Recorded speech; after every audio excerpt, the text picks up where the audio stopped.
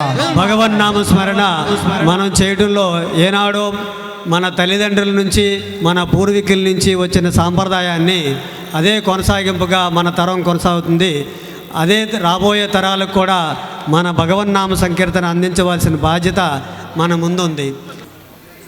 ఈ యొక్క గీతాలాపంలో భగవన్నామ స్మరణలో ఈ భజన కార్యక్రమంలో నృత్యం చేయడం ఏం తప్పేం లేదు. ఆ అమ్మవారి ముందు నృత్యం చేయడం ఆ అమ్మవారికే ఎంతో ఆనందదాయకంగా ఉంటుంది.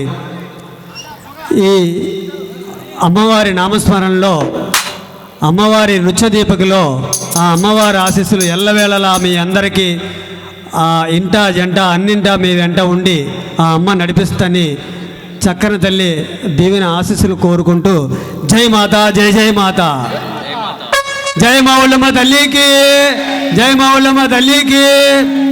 ఓం శ్రీ మాతియే మౌలమ్మ, ఓం శ్రీ మాతియే శరణం మౌలమ్మ, భీమవరం వాసినివే శరణం మౌలమ్మ, గరగదారినివే